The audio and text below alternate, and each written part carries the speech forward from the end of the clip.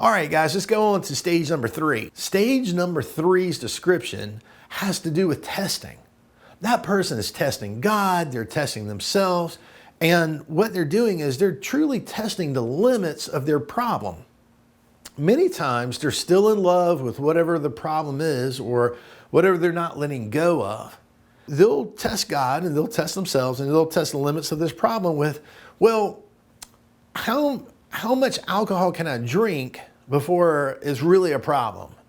Or they'll flirt around with, maybe it's the pornography issue that they may be dealing with. You know, can I watch, what rating movie can I watch and it not trigger some boundary issue where now I'm moving into a relapse? How much alcohol can I drink? How many of my druggy friends can I hang out with and still be okay before I fall into doing drugs again? So really what they're doing, they're exploring certain issues. And if you're hearing it already, the permission question is, do I have permission to try? Do I have permission to fail? And do I have permission to succeed? Some people have permission to fail, but they don't have permission to succeed, or vice versa.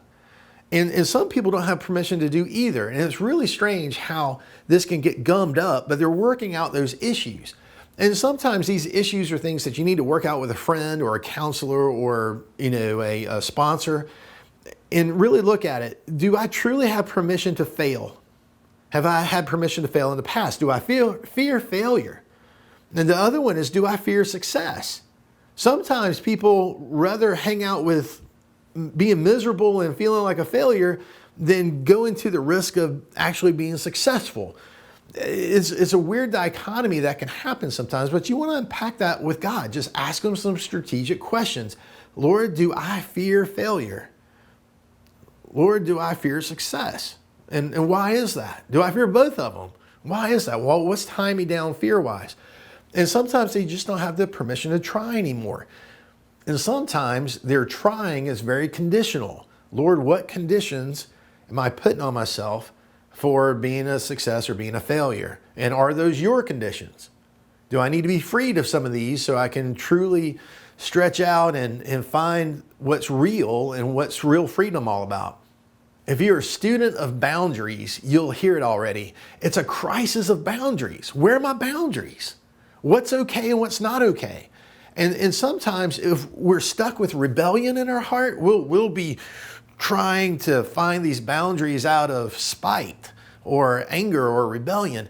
And so we don't want that. We want to be open-handed with the Lord on, okay, Lord, what are my real boundaries here?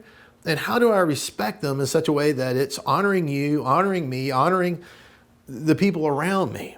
The choice that I now have is an internal one. This is an internal struggle of, do I hold on to my internal old ways of, I'm going to keep my old friends, I'm going to keep staying in love with whatever this thing is that's holding me back? Do I hold on to my old ways? This is an internal struggle. Or do I map out new paths? And as I map out new paths, I now have new options to deal with this problem instead of trying to solve it with old biases, old preferences, old loves here, these old ways that might be holding me back.